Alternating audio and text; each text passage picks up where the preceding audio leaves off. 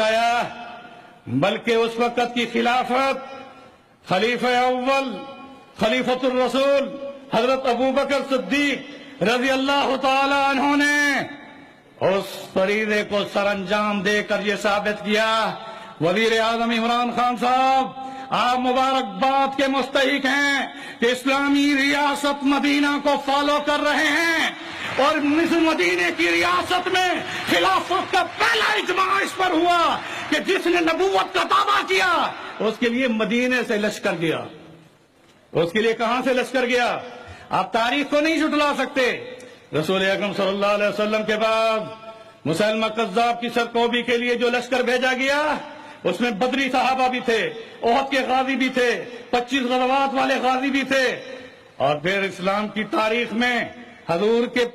یعنی 23 سالہ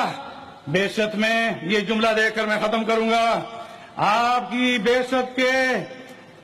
23 سال میں اسلام کے احیاء اور دفاع میں صحابہ کرام نے جو قربانیاں دی اور ان میں شہادت جو حاصل کی اس کی تعداد 259 شہداء کی ہے، مگر خلافت صدیقی میں جب ذات نبوت کا معاملہ آیا تو وہ صحابہ کرام جو مدینے کی اسلامی ریاست سے نکلے،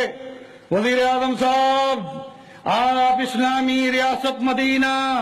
کا جب نام لیتے ہیں تو ہمارے دلوں میں آپ کے لیے دعا ہوتی ہے کہ وہ ریاست مدینہ کے فیصلے آپ جاری کر دیں۔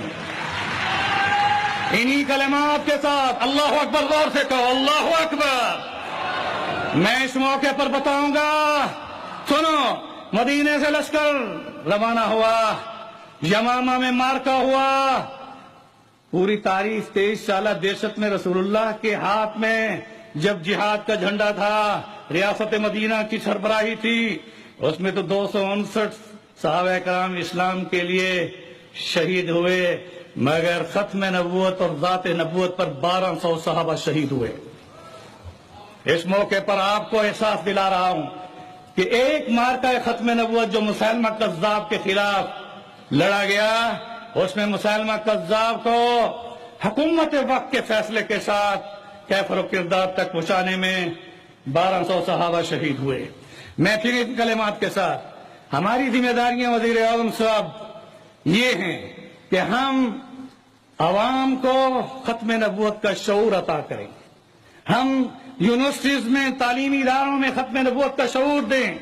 مگر آپ کی ذمہ داریوں میں یہ بات آئے گی کہ جو ریاست مدینہ میں قانون بنے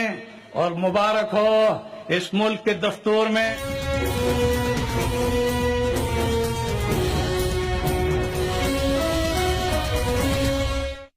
میں نے آپ سے فرض کا سوال کیا تھا